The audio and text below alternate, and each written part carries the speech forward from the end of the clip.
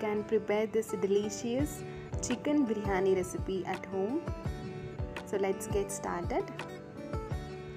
Firstly, take 4 to 5 green chilies in a blender and blend it half. Then in the same blender, add 3 to 4 tomatoes and blend it well. Again, coriander leaves and mint leaves in the same way.